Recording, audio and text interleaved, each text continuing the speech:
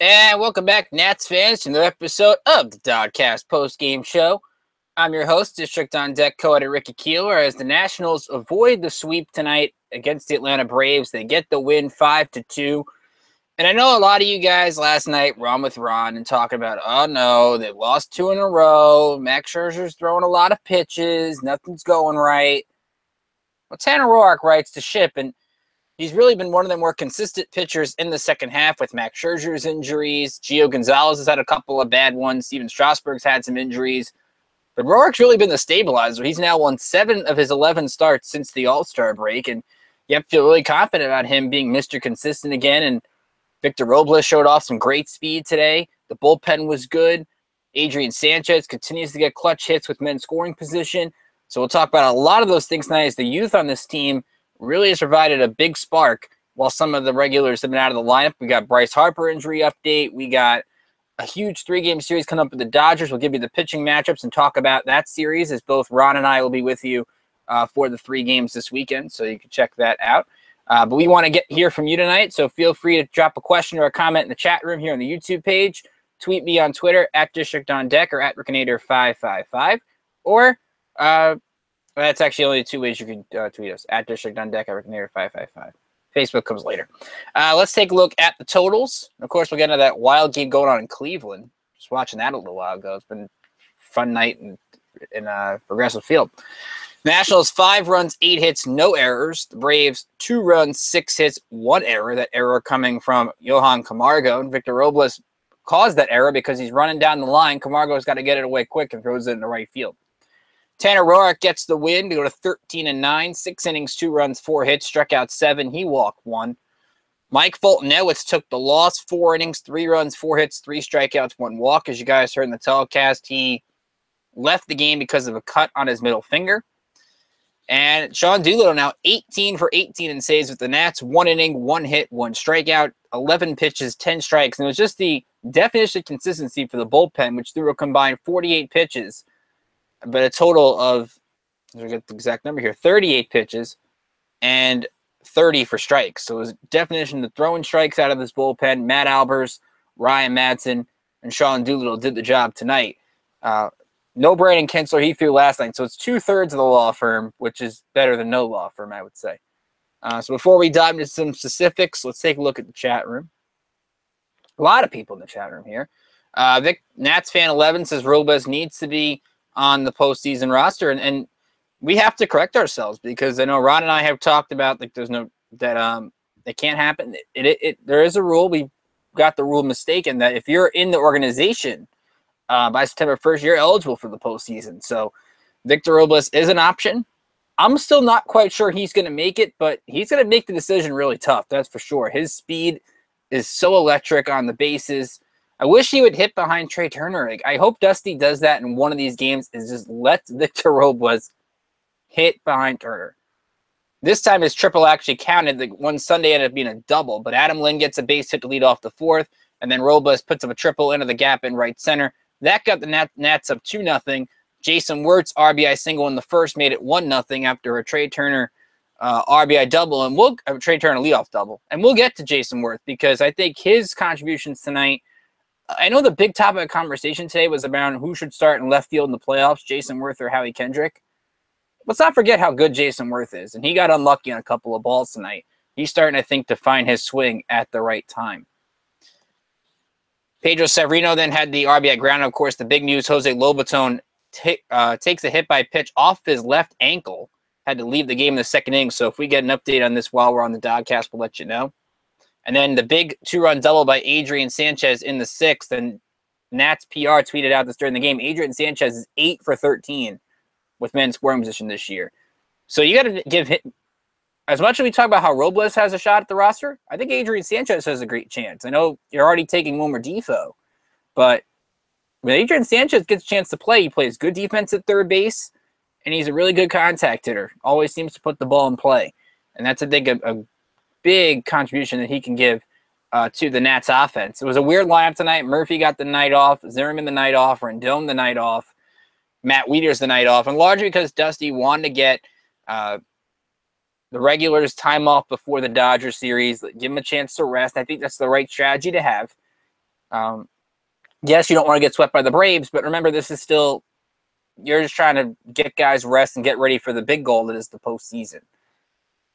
Let's take a look here. And Judo's here, Seth's here, everybody's here. I disagree about Robles in the postseason. Fulton Edwards ain't exactly a Kershaw. That's from Judo. And Trey Turner's lighting the world on fire. Yep, Trey Turner's back. Trey Turner is getting on base. He actually led off, I think, all 4 times he got to the plate today. And that's a great thing when you can make that happen. He went 1 for 4. I want to see some more stolen bases, let the speed games begin, but that'll happen in due time. But he's been red hot at the plate over the last week. He's got like 11 hits in his last 8 games. So he's starting to find his swing again, and that's a great sign when that's able to happen. So I love what Turner's doing. Robles, again, it's really, I can't fault him for who he's facing. The competition hasn't been great, especially in this Dodger series. He's not going to face Clayton Kershaw or Yu Darvish. So it's just about what you do with your opportunity. And if anything, Robles brings a good sign into the future. He's going to be playing a lot of baseball in the winter. So even if he doesn't make the postseason roster, I think you got a good sign with his speed, ability to change the game. We haven't really seen his defense yet, but he's got good defense. And I've talked with Trip Keister, the Potomac manager. I've talked with Mike Weissman, the Potomac announcer, at points in the offseason and this year. And everybody raves about his defense, raves about his work ethic. He's the youngest player in baseball, and he's making this kind of impact. I mean, you look at the other side of the field and what Ozzie Albies is doing. I mean, his 2-run shot in the 6th, which Michael Taylor almost made one of the best catches of the season on, just missed it. But he's had an 11-game hit streak, and he's 20 years old. You look at the youth in this division with Albies, Robles, Hoskins, Crawford, Nick Williams. I can go on and on. I mean, if the Mets, if Rosario and Smith turn out to be something, there's a lot of good young players in this division that you could be excited about watching over the next 5 years, whether they're on the Nats or on an opposing team. And that's all you want. You want to watch these young kids succeed to help out the veterans. And I think everybody's doing that across the division. Seth said Aaron Judge likes hitting back hitting homers. Yep, we'll get to that. Judo says, what if the Nats get a win against the Dodgers? All the young kids on national TV would be huge marketing for the Nats. Then you got the whole thing over Robles and Diaza. And I think that's going to be a big question because I know Nats fans 11 here is looking at the bench, talking about Lobaton, Lynn, Kendrick, Defoe, and Robles. I'm not going to take Adrian Sanchez out of the equation yet. I think they would take Robles over Sanchez because if Victor Robles does make the roster, I think he makes it to be that pinch runner, make an impact with your speed late in the game because that's his best tool. He's a good 5-tool player, no question. I think the power will come. The speed is what drives his game so far. So if Robles does make the roster, he's got that shot. But again, it comes down to injuries. If Bryce Harper doesn't make the NLDS roster, then you can make that conversation. I still think Harper is going to make the roster. Wirt's going to be on the roster. You've got Kendrick. You've got Defoe. So a lot of tough decisions. Maybe Jose Lobaton, we'll see how his injury is because now that maybe he helps Pedro Severino make the postseason roster if his injury is serious, but you hope it's not. I know Jose Lobaton's had a bad year, but you hope his injury is not serious at all. You'd hate to have a season end like that. Judo brings up a good point. We'll get into the whole Max Scherzer thing from last night. I wasn't here. I was tweeting about it on my own account, but I wasn't here to tweet on the chat with you guys last night. So we'll get into that in a little bit as well. One guy I want to talk about, like I said, is Jason Worth. And like I said, a lot of people are talking about how he shouldn't be the starting left fielder. He shouldn't get a chance to start anymore. It should be Howie Kendrick, and Kendrick's done a great job. Take a look at Jason Worth's 2 base hits tonight. Draws an 8-pitch at bat in the first inning, gets a base hit, and then drew a 10-pitch at bat in the 7th inning, got a base hit. He saw 24 pitches and 4 at-bats. It's really good coming from your number 2 hitter, and that's what this offense missed most of the season. They missed a guy in the number 2 spot that can hit the ball to the right side, work the count of the opposing pitcher, get to a opposing pitcher early. Jason Worth fits all that criteria. Yes, he's an aging player. Yes, he's not the same guy he used to be. but you're starting to see his swing come back. I mean, he got robbed of a hit by NCRD a couple times, hit one to the track. You're starting to see the power come back too. And it's showing that the shoulder is slowly getting healthy. And if that's the case, I think you're in for a good October from Jason Worth. You're not going to get maybe the historic October like a Daniel Murphy had a couple years ago. But I think he's going to make a contribution down the line. He's too good of a player not to. And you're starting to see him get back into that rhythm that the Nats are hoping that all their players do over the final 16 games. So I like what Worth did.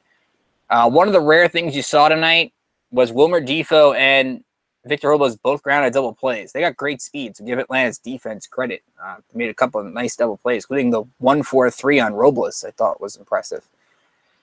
Let's see what we got here. Judo, no, we'll do the Scherzer thing right now. Let's see what Judo said here. You got to hand it to Max. He's putting his own record and stats on the line. He's prepared for the postseason. He's in it to win it this season.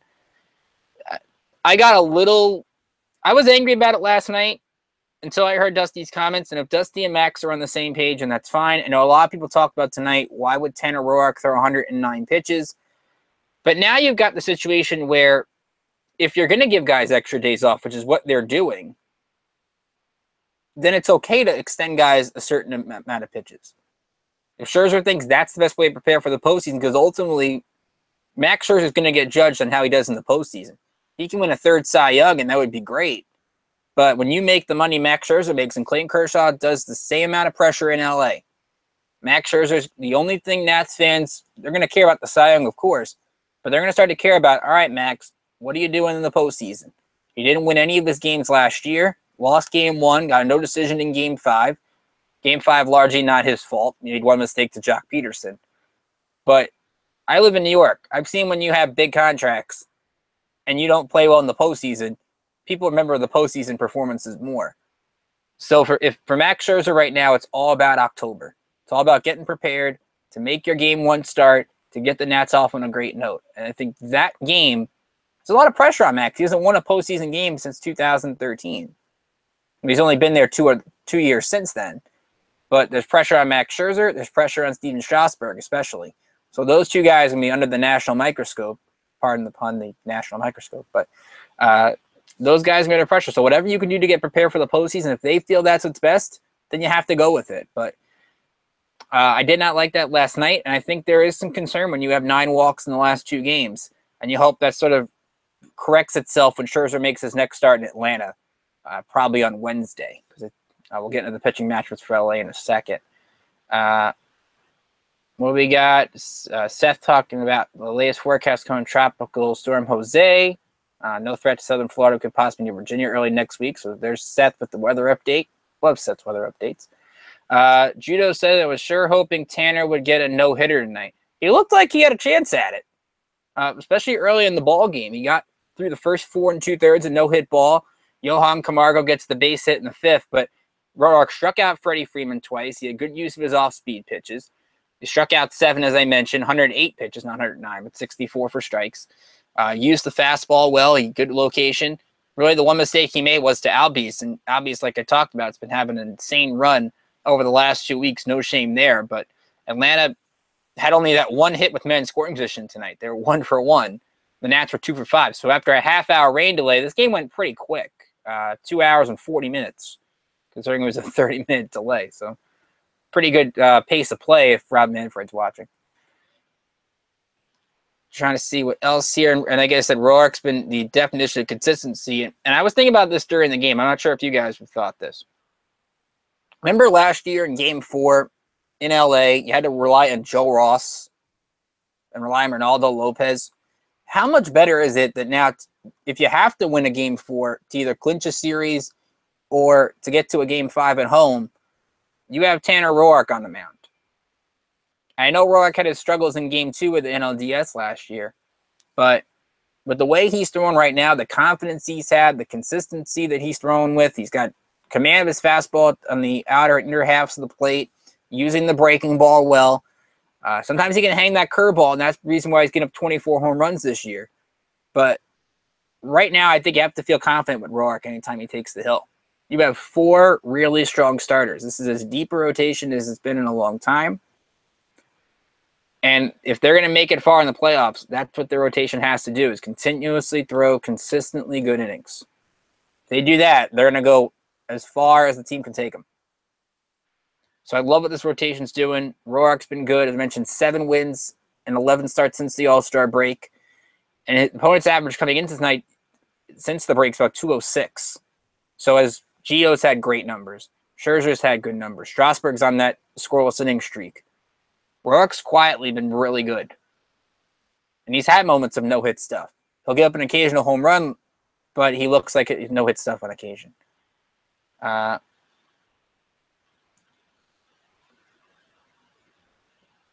your point, Gio says there's a small minority of Dodger fans that don't like Kershaw because he isn't as dominant in the postseason. Well, largely, sadly, last year he put that to rest with the Game 1 win, Game 4 win on short rest, and Game 5 out of the bullpen. I think any fan that had any criticism of Clayton Kershaw ended right there. I mean, I remember Max Scherzer throwing out of the bullpen for Detroit in Game 5, I think it was back in 2011 against the Yankees. So Scherzer has done both starter and reliever in the playoffs and been pretty good at it. But if you're going to win 3 Cy Youngs, and Max Scherzer, I still think after last night is the favorite to win a 3rd Cy Young, that's when the postseason critics get louder and louder. He doesn't have the bad track record like Kershaw does. But if he, let's say, the Nats way of a best of 5 and he doesn't pull his fair share, you can look at the injuries, yes, but he's on the mound. And Max Scherzer, I'm sure, would not make those excuses. I think he'll have a great postseason. I think when he gets in the right rhythm, he's one of the toughest pitchers to hit in the league. But that's something that's going to go like an under-the-radar storyline. You're not going to really hear about Scherzer's postseason problems, I don't think. More of the headline, I think, is going on Bryce Harper's injury, what's going on with the starting with the bullpen, etc. I don't think Scherzer's going to be the big storyline, but it's something to monitor. And that's why I think he could use maybe 2 good starts down the stretch just to get the confidence going, because he does have those first-inning command issues, which I know, Judo, you brought up last night about the home runs. And yes, it's a good thing. Walks are better than home runs, but you always want to worry about the 3-run homer like he gave up to Nick Williams in the first inning to start prior. I'm not worried about Scherzer yet, but I want to keep an eye on the next couple starts what he does. Let's see what we got here. Definitely, I like that, and let's get into the Indians here, since you guys are talking about in the chat room. The Indians did get the win, 3-2 in 10 innings. Jay Bruce with the walk-off base hit, and that was some game. I was watching that. I have the Nats on the computer, and I had the Indians game on the TV. It was on MLB Network tonight. For Francisco Lindor to come up 1 strike left in the game, Indians just missed the chance of bases loaded in the 8th, and Lindor just gets it over the head of Alex Gordon, ties the game with an RBI double. He's been Mr. Clutch, and Bruce, who had the home run yesterday. So the Indians have now won 22 games in a row. They now have the 2nd longest win streak in baseball history. I don't know what you guys have a stance on the 1916 Giants, who 26 in a row but had a tie. It's so much fun to watch this team. And I know I've said before, I think Ron is too. I think they're the best team in the league, American or National League. They're the favorites. Their pitching rotation is good. They just got Andrew Miller back tonight. Their offense is legit. They could beat you in many different ways. Francona is one of the best managers, if not the best manager in the league. They are in the driver's seat. There's no question about it. Anything can happen, but I think that's where the Indians have the edge, and I think they're going to get to the World Series. At least right now. I have 2 weeks to change my mind on that, but I think they're the favorite right now. Judo also asks Kluber or Sale for Cy Young, and you can look at it as I'm the anti-Red Sox person in the room, and Sale's been really good this year. It's hard to ignore what Corey Kluber's been doing in the second half of the season. He has been fantastic. Obviously, the 22-game win streak stands out, but I want to take a look at Corey Kluber's second half numbers. He's got a better ERA than Chris Sale. Sale's thrown about 11 more innings than him. But here's Corey Kluber's numbers in the second half as I pull those up for you. 9-1, 2.07 ERA. Opponents hitting 180, 120 strikeouts to 10 walks in 91 and a third innings. Sale's had his occasional problems over the last month. And which we've seen with this NL Cy Young, any little bit of bad moments could drop you back to the pack a little bit. If Sale's got the lead, it's very slim. But if I were making the pick and I have an IBWA ballot like Ron does, and I submit mine, I make sure the last weekend of the year I do that. Right now, I'm picking Kluber. I think he's been that good. Seth asked me Nats versus Indians. Who do I got? Right now, I'd have, again, I don't know what the rosters look like. If we're going with the 25 versus 25 whole thing, it's tough to ignore, Seth, the experience that Cleveland has. They're kind of like the Kansas City Royals, who lost the heartbreaking Game 7, then came back to win the World Series. I think the Indians are the World Series favorite right now. Not just because of the 22-game win streak. I think their bullpen with Miller, with Shaw, with Allen is really good. The rotation is just as deep as the Nats, and their lineup is as deep as Nats. I think it would be a really entertaining series. I hope that's the World Series. I think you can get a 6 or 7 gamer. These teams are both very good. They got 2 good managers with Baker and Francona. I'd have to give Cleveland the slight edge because of the experience. But I would really enjoy that series, so I hope it happens. Let's look around the division, see what else happened tonight. Of course, the Rhys Hoskins show continued in Philadelphia as the Phillies shut out the Marlins 10-0. Hoskins hit his 18th home run of the season. He also drove in 2 RBIs. J.P. Crawford drove in a couple. Freddie Galvis drove in a couple. Jake Thompson, 5 1/3, 6 strikeouts, 4 walks, gave 6 hits in the win. And a weird night for the Marlins. Don Mattingly sat Giancarlo Stanton, sat Marcell Ozuna, and sat Christian Yelich. So luckily this game wasn't in Miami, and the Marlins now have to go to Milwaukee to play their home games. Remember, Hurricane Irma struck down in Florida. They did not feel that they wanted to keep all the resources to help the people in Miami, so those games are being played at Miller Park this weekend with the Marlins as the home team. Also, the Mets, man, it's been rough. The Mets have given up 31 runs in the last 2 games, and it's not over yet. They're trailing 14-5 in the top of the 7th inning to the Cubs at Wrigley Field. Anthony Rizzo, a home run, his 32nd of the year. Jason Hayward, a home run. He's drove in 4. Rizzo's drove in 2. Chris Bryant's drove in 2. And Seth Lugo at the start was absolutely shelled. 3 innings, 7 earned runs, 9 hits, 4 strikeouts, 1 walk. Ahmed Rosario left the game with an injury. Travis d'Arnaud left the game with an injury. It has been a really, really bad year for the Mets. And the Cubs, meanwhile, St. Louis did win today. So they have a huge 3-game series, Cardinals-Cubs at Wrigley Field this weekend. So while Nats-Dodgers get some of the attention, the other attention will be on Cardinals-Cubs in the Central. Also, we look around the league. Seattle with a 9-1 lead over Texas. That game in the bottom of the 6th. Minnesota has a 2-1 lead on Toronto right now in the bottom of the 7th. Twins looking to keep that first wild card spot.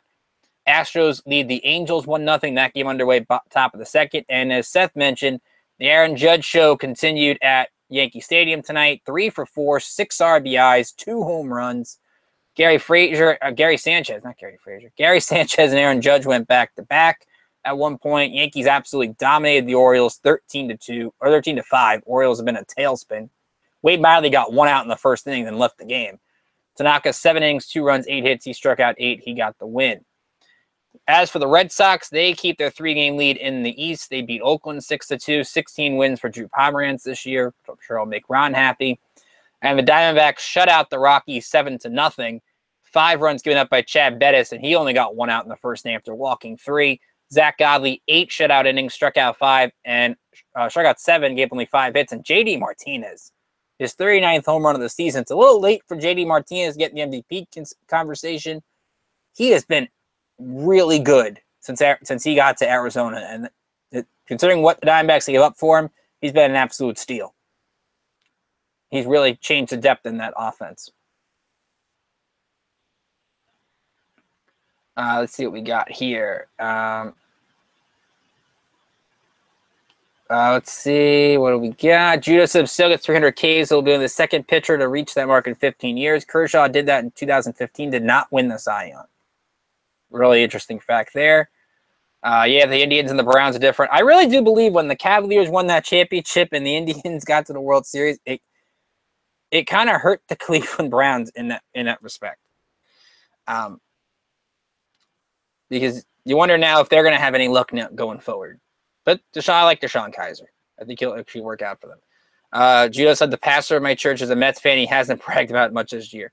For those who don't know, my mother is a Mets fan. So I do feel bad sometimes the way they've been playing. I hope they get better. But it's really just been a bad year of injuries. All their pitchers have regressed or been hurt.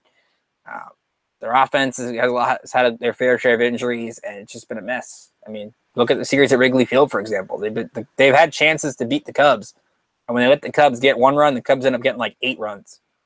It's just been that kind of series for the Mets, and we'll see what happens the rest of the way. And Seth brings up a good point. With Jay Bruce on the roster, the Indians are 31-5. So it's another trade that you wonder. The Mets got really nothing back for Jay Bruce. Basically gave him away, just had Cleveland take on the rest of the money. And the Indians have been on fire since Bruce got there. And I think he's going to be a big contributor down the stretch. I mean, I wish the Yankees had gotten him, but he's in Cleveland. That's just the way it is. So let me take a look at a couple of things. For one, Bryce Harper was running from foul pole to foul pole today, about half sprint. So that's always a good sign. I'm sure I'll have more updates on Bryce Harper as the weekend progresses. Of course, you know he's hitting the ball off a tee. So that's a good sign. Slowly working his way back, and there's still all signs pointing to that he will play in the postseason. You just hope that he gets – I would love to see him get some at-bats the last week of the season just to get his timing right. So we'll see what happens with that. Looking to see real quick if there's an update on Jose Lobaton. It does not look like there is yet. I'll keep my eyes out, though. And, of course, if you guys see anything on Jose Lobaton, feel free to put it in the chat room. So the Nats announced their starters for the Dodgers this weekend. Oh, here we go. Mark Zuckerman said Jose Lobaton has a contusion on a left ankle.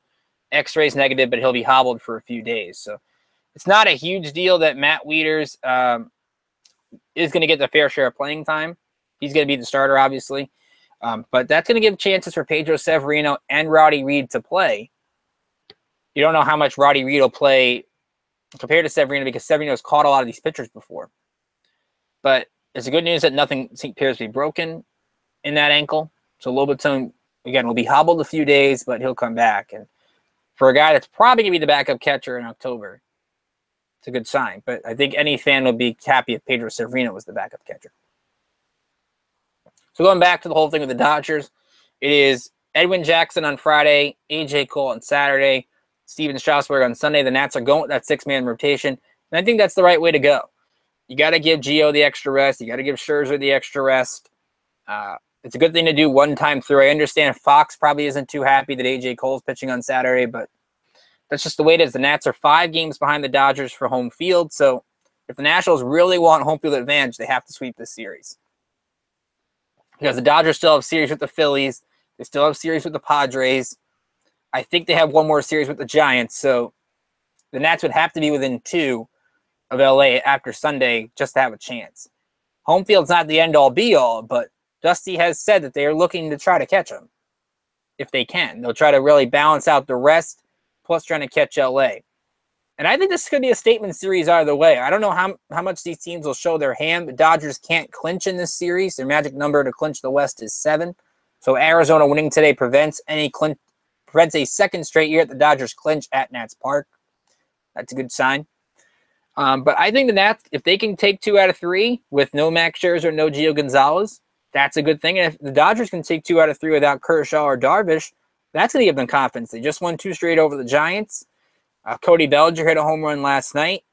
Andre Ethier is going to play the outfield a little bit for them this weekend. So they're going to try out different things, see what works. So while the Nats will face Alex Wood, Rich Hill, and Hyun-Jin Ryu, I think there's still some things you can take away from this weekend, but not a lot. To me, I'd rather just see Edwin Jackson and A.J. Cole pitch well. I think those guys need to work on eating some innings for this team, not having to rely on the bullpen when those guys pitch. But I would love to know what you guys are looking forward to seeing in that series. I think it'll be a lot of fun. I know some of you guys are going to some of these games, so I hope you do enjoy them. I will be with you tomorrow night. Ron will be with you Saturday afternoon and Sunday night. I might be with you Sunday night too, but Ron will be with you for the bulk of Sunday night for the most part. That game on ESPN. So we'll see what happens with that.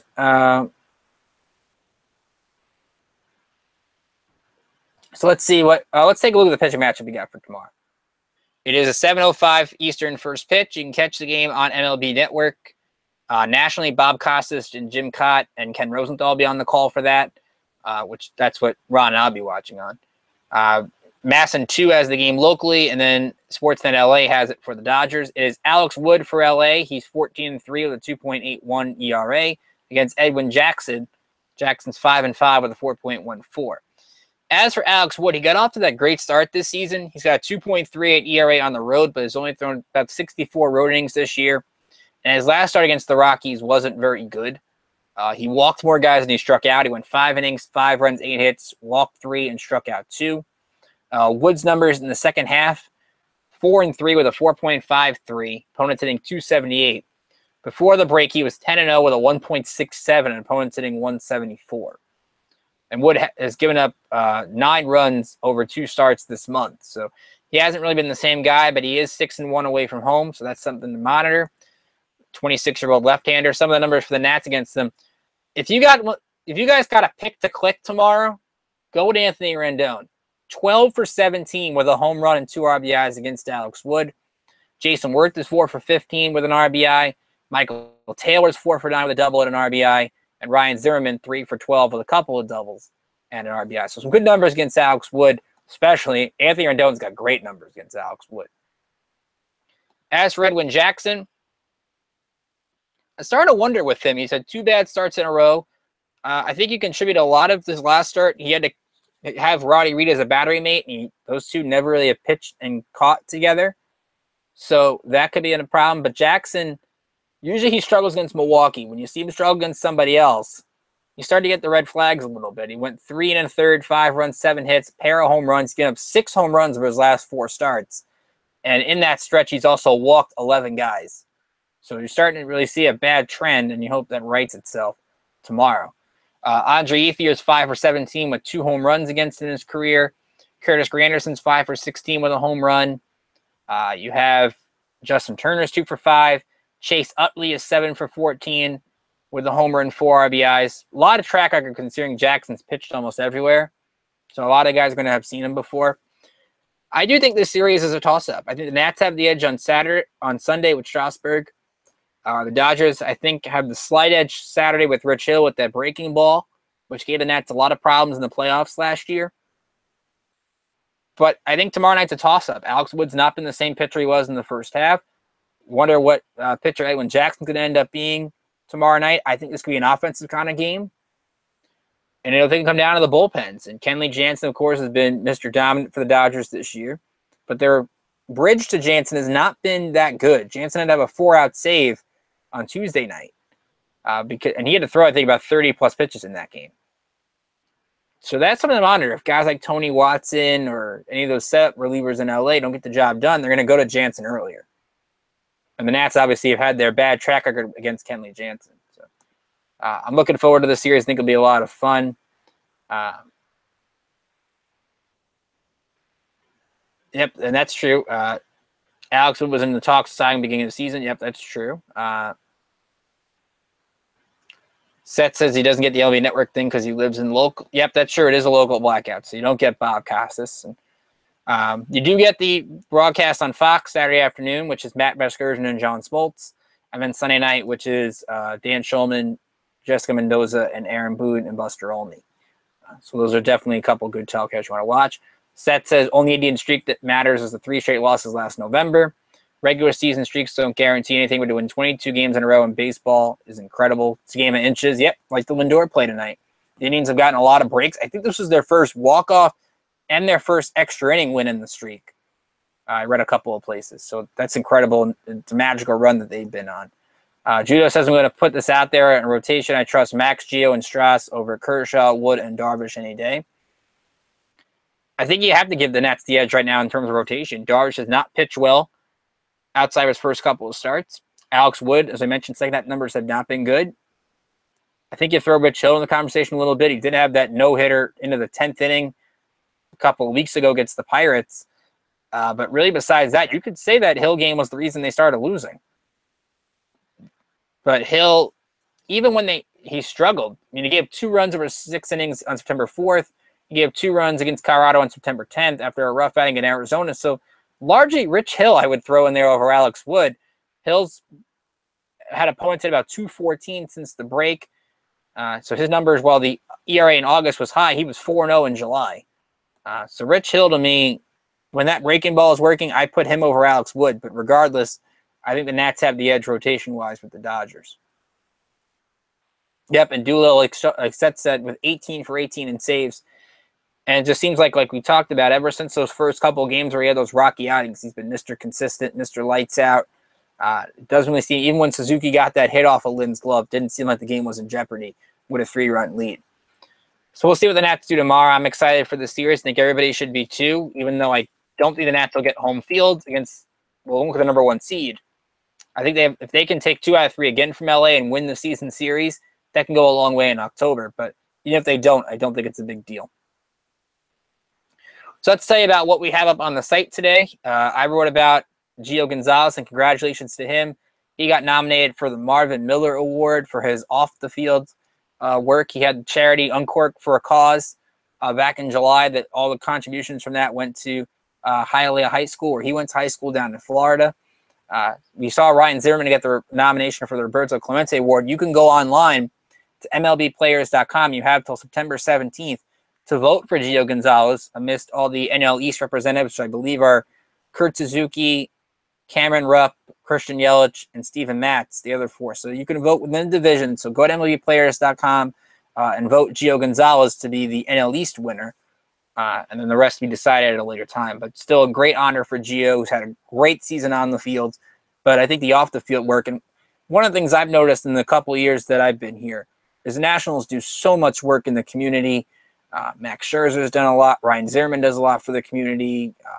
Anthony Rendon, Bryce Harper, the list goes on and on. They all do great off-the-field work in addition to what they do on the field. And that's what makes me like a lot about this organization is their charity work. So congratulations to Gio for that nomination. It's well-deserved. Brian Foley wrote about Joe Blanton and how he appears to be on his way back. And that's been a big roster battle between Joe Blanton, Eddie Romero, Matt Grace. To throw in there because Solis doesn't get many games anymore. He warms up a lot, and I don't know why Dusty warms him up and never uses him. I mean, that's really Solis. I thought was a lock. Maybe he's not anymore. I mean, that'll be a question when it comes down to the end of things. Let's see what else we got here. Yep, Gio says a shame each team will only have one and only nominate one Roberto Clemente candidate. There are so many deserving candidates. Can't say about every team. And Judo said Doolittle, too. You got to credit Mike Rizzo for not only targeting great talent, but great people. That's true. There are a lot of great people on this team. That's what makes them fun to watch.